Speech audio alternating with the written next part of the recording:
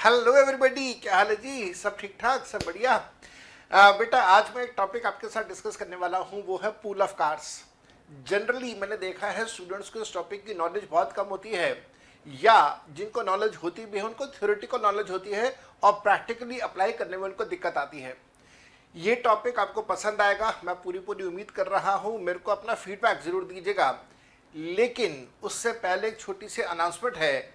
और छोटी सी अनाउंसमेंट ये है कि कमिंग संडे को, हाँ जी बिल्कुल आपने ठीक सुना, कमिंग संडे को सीए फाउंडेशन का कॉम्बैट की सीरीज है, जो कि दोपहर 12 बजे स्टार्ट होगी।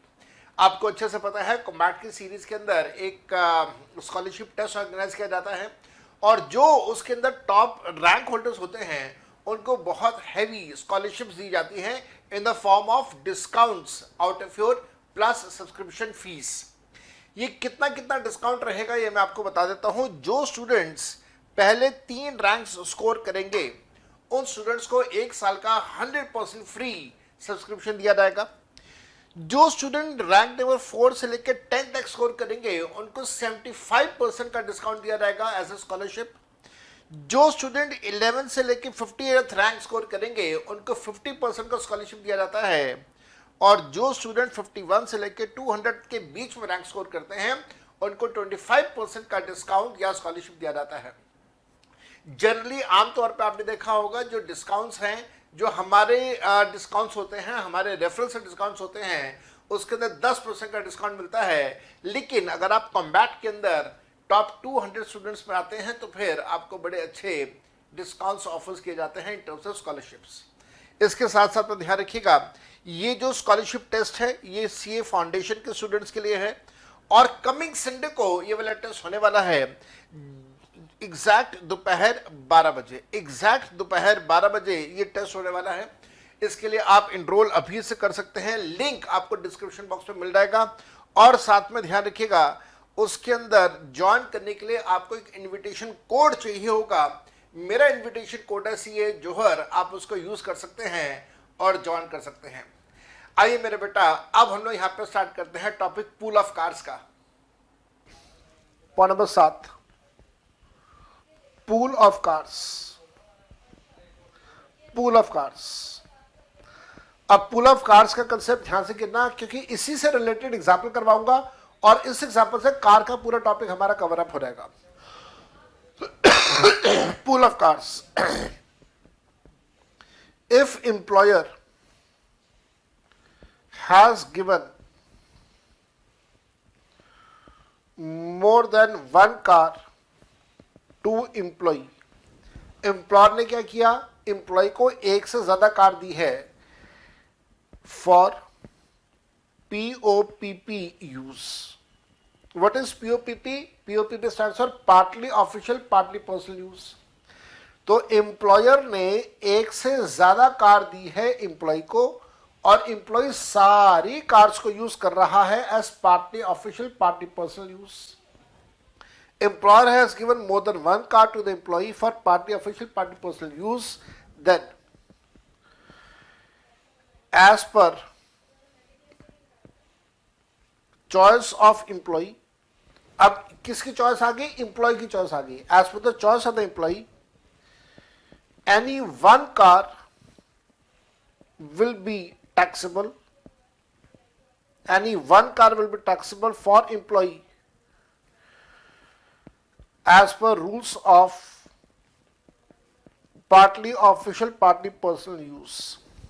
मान लीजिए 2 कार है, 3 कार है, 4 कार है, 5 कार है, तो सिर्फ एक कार ऐसी होगी जिसको आप टैक्सेबल करेंगे as per the rules of partly official partly personal use. And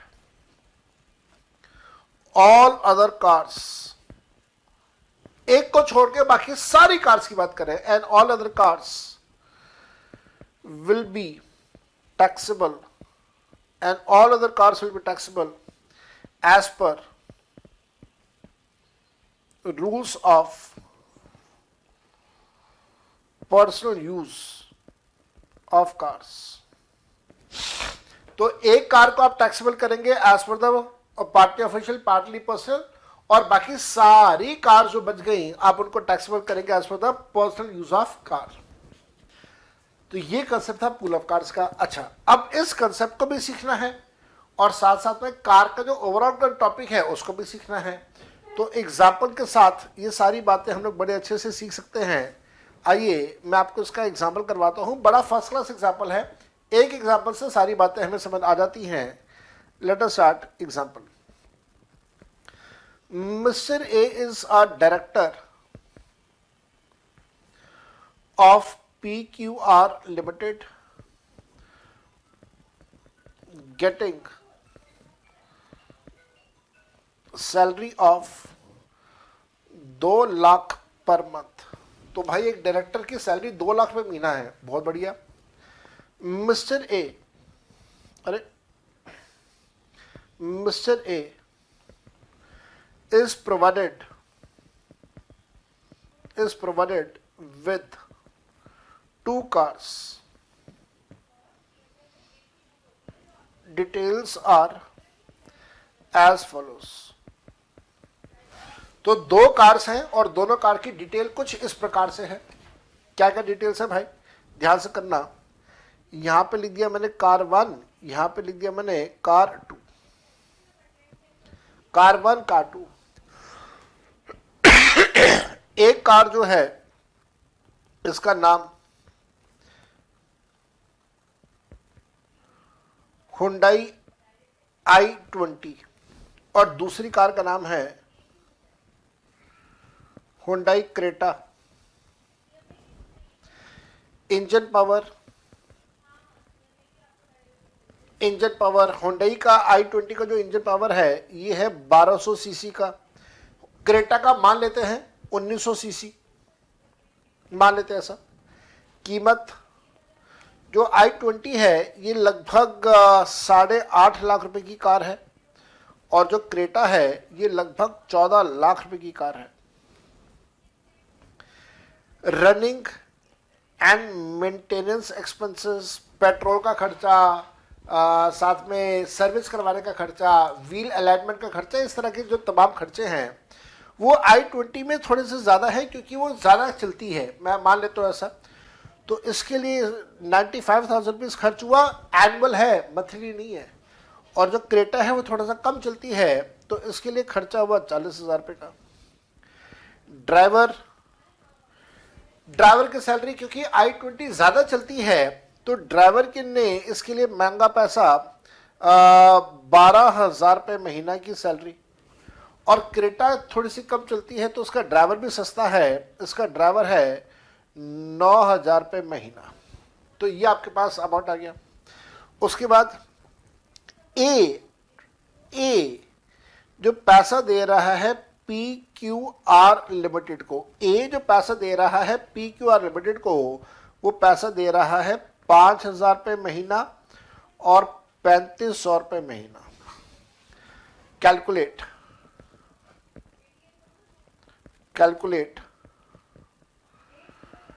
taxable salary, calculate taxable salary of, आप टैक्सेबल सैलरी कैलकुलेट करें किसका, ऑफ मिस्टर ए। अच्छा, वो एक चीज तो मैं भूल गया, यूज, अरे यूज तो मैं भूल गया, कोई बात नहीं, चलो यहां लिख लेना। यूज क्या है, पार्टी ऑफिशियल पार्टी पर्सनल, यहां पे भी पार्टी ऑफिशियल पार्टी पर्सनल। तो party official party personal use है दोनों में। ठीक है जी, मेरे ख्याल से यहां तक कोई दिक्कत नहीं होनी चाहिए। अब हम लोग स्टार्ट करेंगे। यहां पे अब हम लोग स्टार्ट कर रहे हैं, हेडिंग देंगे हम लोग calculation of taxable salary. Basic salary 2 lakh रुपए महीना, 12 से मल्टीप्लाई करूंगा तो 24 लाख। फैसिलिटी ऑफ कार, जो फैसिलिटी ऑफ कार है उसके लिए वर्किंग नोट्स पे जाएंगे, दोनों को ऐड कर देंगे तो ग्रॉस सैलरी आ जाएगा। यहां से हम लोग लेस करेंगे स्टैंडर्ड डिडक्शन 50,000। तो लेस करने के बाद हमारे पास क्या आएगा, लेस करने के बाद हमारे पास आएगा टैक्सेबल सैलरी, लेस करने के बाद हमारे पास आएगा टैक्सेबल सैलरी। तो हमें तो फैसिलिटी ऑफ कार का टॉपिक करना है। अब ध्यान से करना, facility of car. Option one में आप कार वन को मान लेना partly official partly personal use, POPP use. अगर कार वन का पीओपीपी यूज है, partly official partly personal use है, तो जरा डाटा देखते हैं। याद रखिएगा, car is a small car, क्योंकि 1600 सीसी से कम है। अगर ये स्मॉल कार है तो टैक्सेबल होगा 1800 रुपए महीना, 1800 रुपए महीना। ड्राइवर भी है तो ड्राइवर की वजह से और एक्स्ट्रा टैक्सेबल होगा 900 रुपए महीना। और साथ साथ में जो पैसा एम्प्लॉय ने अपने एम्प्लॉयर को दिया, इस पैसे को लेस करना अलाउ नहीं किया जाएगा। तो लिखूंगा मैं यहां पे पार्टली ऑफिशियल पार्टली पर्सनल है तो कार का टैक्सेबल होगा 1800 रुपए महीना, ड्राइवर के लिए एडिशनल 900 रुपए महीना। दोनों को आप ऐड करेंगे तो कितना आएगा जी, 1800 प्लस 900 मल्टीप्लाई बाय 12, तो मेरे हिसाब से आता है जी 32,400 रुपए। फिर लेस जो पैसा ए दे रहा है, PQR लिमिटेड को दे रहा है, वो लेस करना अलाउड नहीं है, तो पूरा 32,400 रुपए टैक्सेबल होगा कार वन के लिए। अगर ऐसा हुआ तो कार टू अब हमारी बनेगी पर्सनल यूज की कार। अगर कार टू पर्सनल यूज की कार है तो आप क्या क्या लेंगे, आप सबका एग्रीगेट कर देंगे। रनिंग एंड मेंटेनेंस एक्सपेंसेस दिया हुआ है, आपको दिया हुआ है, ध्यान से देखिएगा। कार टू का running and maintenance expenses yearly सालाना दिया हुआ है 40,000 रुपए। ड्राइवर की सैलरी भी दी हुई है 9,000 रुपए, तो आप रनिंग एंड मेंटेनेंस लेंगे 40,000। ड्राइवर की सैलरी कितनी है, 9,000।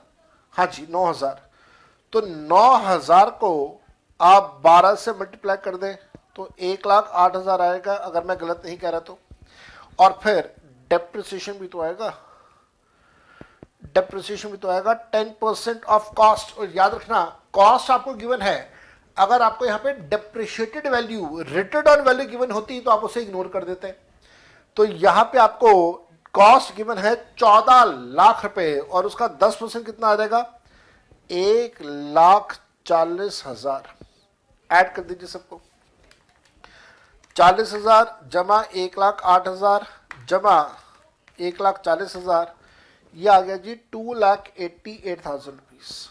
आप यहां से लेस करेंगे। ए ने जो पैसा PQR को दिया वो लेस कर दें। अच्छा, मैं फिर से आपको दोहरा देता हूं, ऊपर वाले केस में आपने यहां पे इसे लेस नहीं किया। क्यों नहीं किया, क्योंकि ये जो वैल्यू गिवन है 1800 रुपए, 900 रुपए, these are the fixed values which have been fixed by the Parliament of India. Because these are the fixed values, you are not allowed to alter, modify these values. At the same time,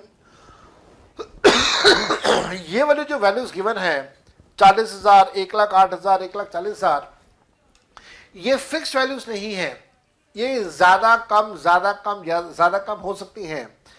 इस वजह से यहां से पैसे को less करना allow किया जाएगा। तो ए जो पैसा पे करेगा PQR लिमिटेड को, कितना पैसा पे किया जी, 3500 रुपये महीना, लेस कर दीजिए। 3500 रुपये महीना 12 से मल्टीप्लाई करूंगा मैं तो 42,000 रुपये आएगा। चेक कर लेता हूं, हाँ जी बिल्कुल ठीक है जी, 42,000 रुपये लेस कर दीजिए। तो आप 288,000 में से जब 42,000 रुपये लेस कर देंगे तो ये आएगा जी 246। ऑप्शन वन में दोनों को ऐड कर दीजिए, 246 प्लस 32,400, दोनों को ऐड कर देंगे तो ये आएगा 278,400 दोनों को ऐड करने के बाद। हाँ जी ठीक है जी, 278,400 ऑप्शन वन आ गया। अभी कहानी कहाँ खत्म हुई है भाई साहब, अभी तो ऑप्शन टू चलेगा।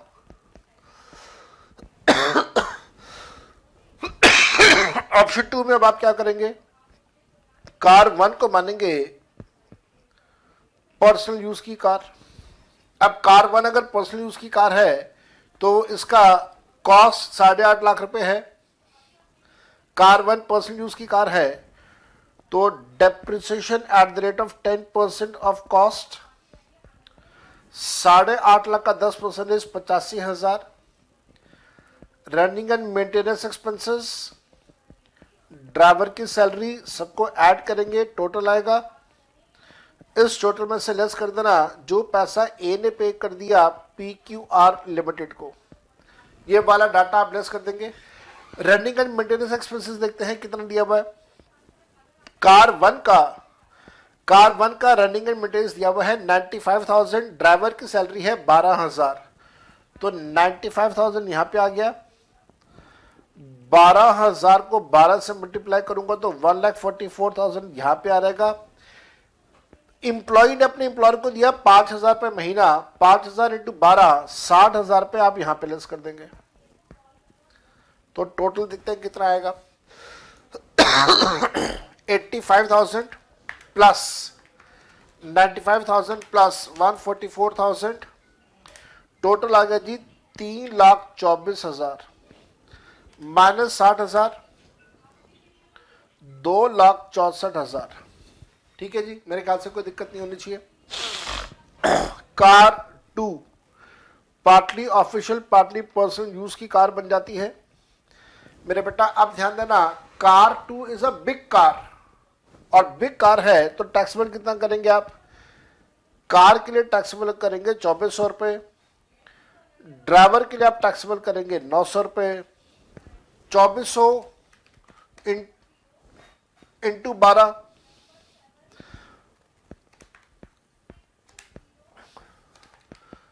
2,400 प्लस 900 इंटू 12, तो ये आ गया जी 39,600। 39,600, और आप इंप्लॉय जो पैसा एम्प्लॉयर को देगा आप उसे लेस नहीं करेंगे, तो मैंने यहां पे लिखा 39,600, यहां पे आप लेस करेंगे।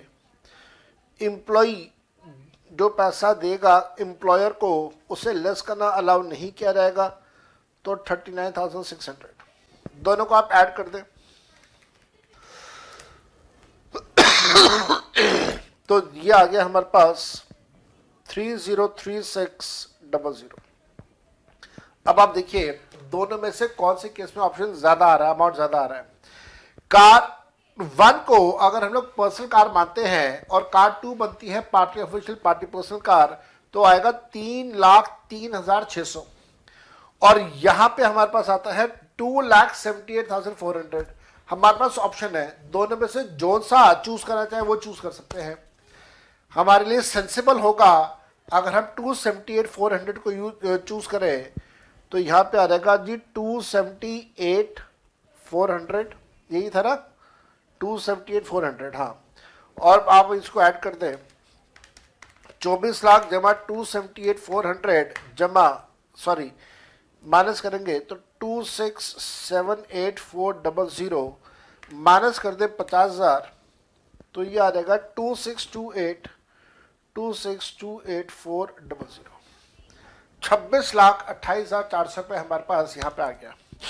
ठीक है जी, तो उम्मीद कर रहा हूँ कि ये कार का टॉपिक जो कि एक बहुत बड़ा और बड़ा इंपॉर्टेंट टॉपिक है, आपको ये समझ आया होगा। मैंने सब कुछ कवर किया कार में, जो आप सोच सकते हो, जो कुछ पॉसिबल है वो मैंने सब कुछ कवर कर दिया। एक नया कंसेप्ट पूल ऑफ कार्स का भी मैंने कवर कर दिया आपके साथ।